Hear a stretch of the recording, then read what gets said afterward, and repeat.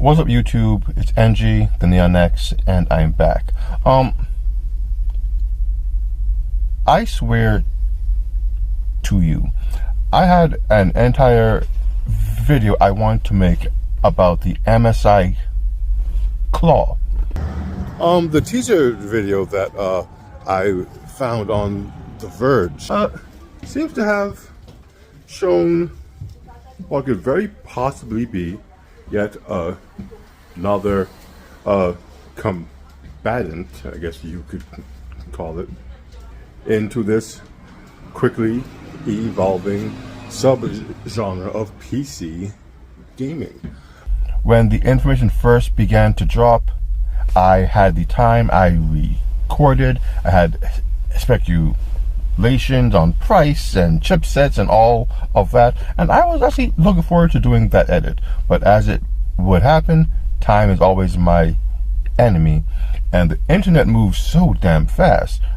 Within a day or two of what I was trying to edit, all the answers to my speculations on the device were already online. So instead of doing that, I'm just going to do this, and let's talk about the MSI Claw and what we know so far.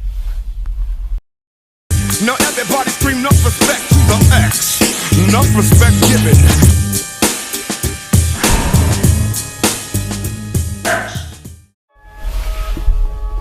So, MSI has decided to join the handheld PC gaming market with a device they call Claw, the MSI Claw.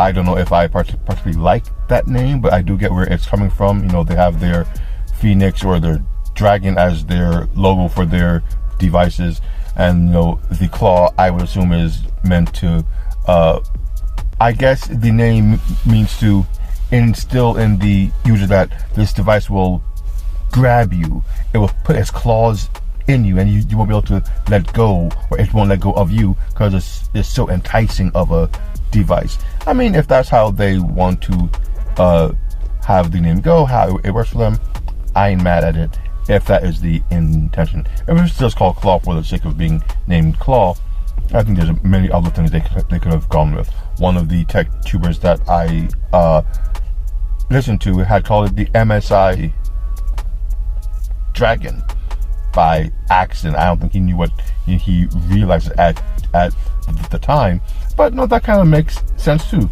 MSI Dragon, MSI Dragon Claw, it works, and I think I might have liked the name Dragon more so than Claw, but naming conventions aside, there's another competitor in this mobile gaming space, and it seems to be a pretty good one.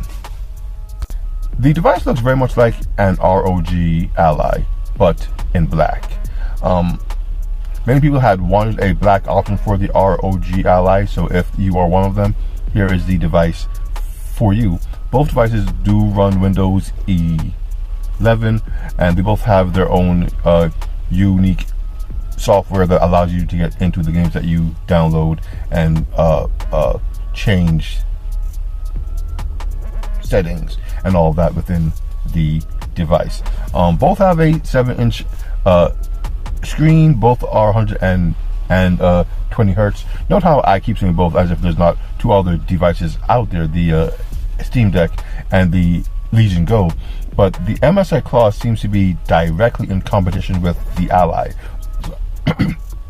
So I'm just going to compare those two from what I've seen. It just seems that is where the battle is going to be. When you look around the MSI Claw, even the button placement and the amount of buttons on the Claw are almost identical to the buttons on the ROG Ally. You have your 4 face buttons, you have your 2 top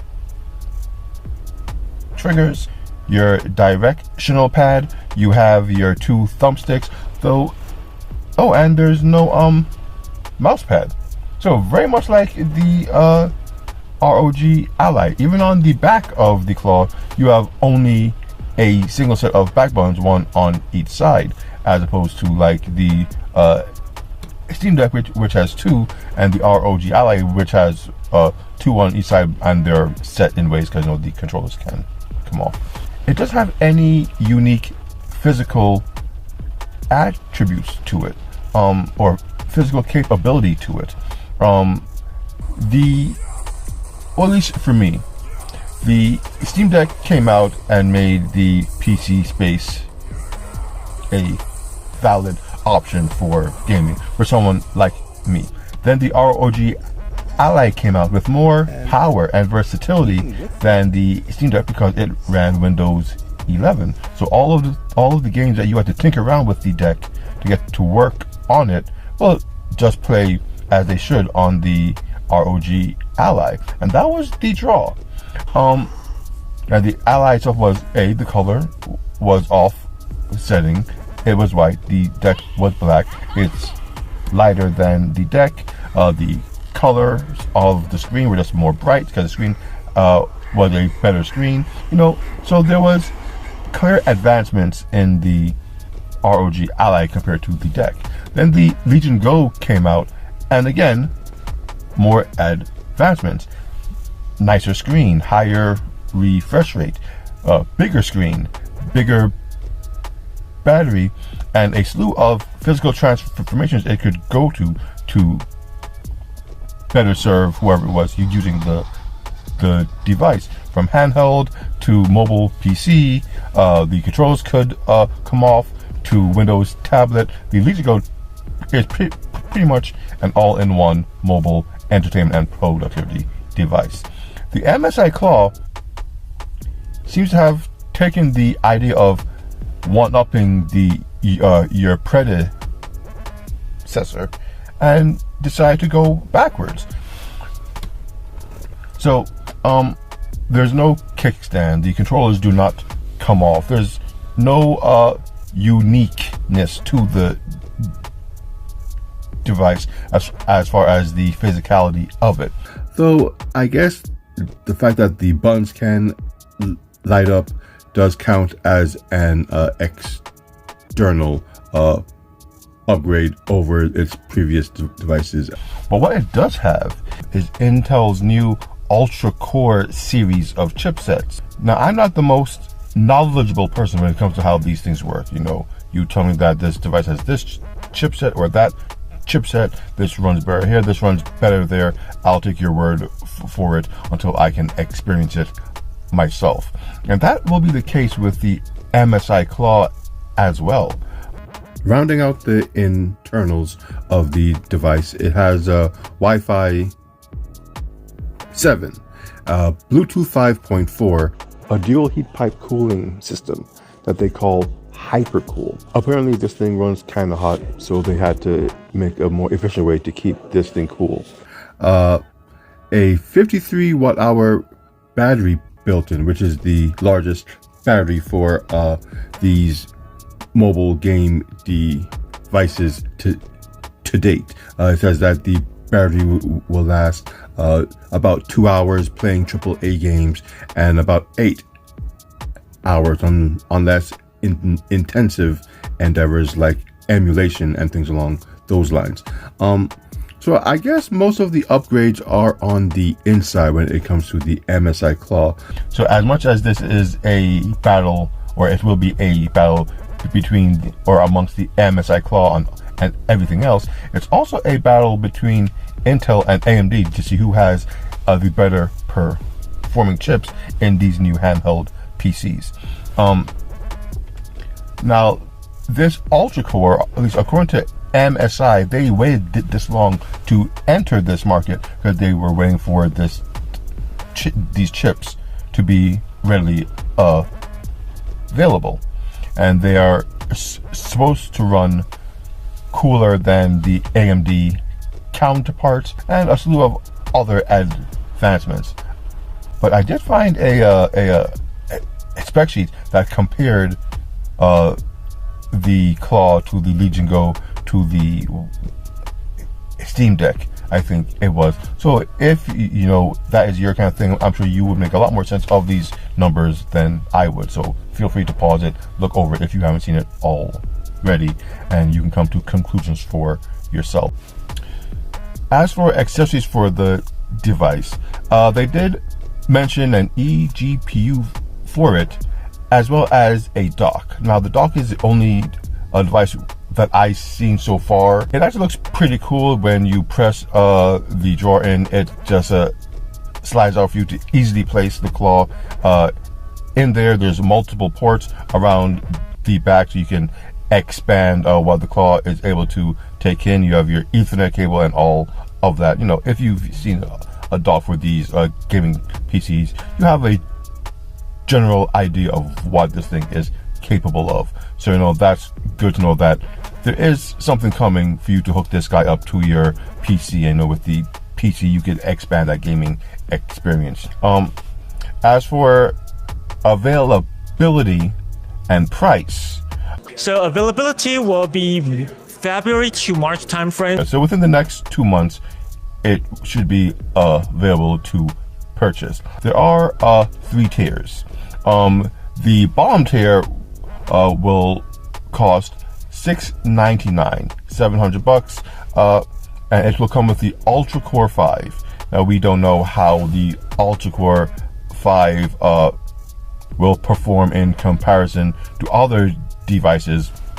The ROG Ally 4 example, which comes with a Ryzen Z1 Extreme, but I guess, you know, we'll have to do some performance comparisons when the device is out, you know, to see how that goes. The next tier of the Claw is going to be the Core, or the Ultra Core 7. The mid tier will run you $750, and same screen, same body, same all of that. Only difference is the upgrade to the chipset. So you still get your 512 gigs of space and 16 gigs of RAM. Now, on the high end, the top tier will run you $800. This will come with a terabyte of internal storage and the same 16 gigs of RAM. If there are any other perks to the high-end tier, like, let's say, the anti-glare screen that the Steam Deck came with on its high-end, they did not say. But those are the various options for the device, which is one more than most of these devices did start out with. The pricing is comparable to the Ally and the Legion Go. Hell, even a little with the Steam Deck OLED, which I'm not sure is a good thing or a bad thing. With the video I was going to do, I had said that for this thing to actually work, for it to, you know, be a true contender, they'd have to try and match the Steam Deck in price and the other two, the Ally and the Go, in power and capability. It seems to be able to match the Ally and the Go with power, but it's a bit too, but it's not matching the Steam Deck or even the Ally right now on price. But yeah, you could easily get a Legion Go for around $400 brand new. Now, when this thing comes out at its $700 price point for the lower tier model, will that lower tier be able to go up against a Z1 Extreme, which might still be at the $400 price point? Now, the higher end ones, but are more in line with what you get the Legion Go for. But even the Legion Go, aside from its transformative capabilities, has more going for it at that price. You have the, like I said, the larger screen, the controls come off, things along those lines, and you can get a 1 terabyte Legion Go for $750. And if there is a Microsoft near you, not Microsoft, a Micro Center somewhere in your area, or you can order from, you can get a 2 terabyte Legion Go for the same $800 as the 1 terabyte MSI Claw. So the pricing seems a little off, simply because you can get more for less with the competition. Being that everything that was shown, they made sure to tell you it was pre-production software and hardware. But for what they have, even with the pre-production stuff, it looks promising. Not particularly something I'm overly excited about, because like I said, I don't see it really pushing the mobile market space forward in any unique way. It really does, to me, seems like an ROG Ally in black with a new chipset on the hood that may or may not perform better than the Ally does. And even if it does perform better, how much better will it perform than the Ally? Will it be worth getting the Claw over the Ally or the Go or even any of the Steam Decks? So with that said, my name is NG, the WHATIMINX, and just talking about the MSI Claw and what is to come. This is what I'm into.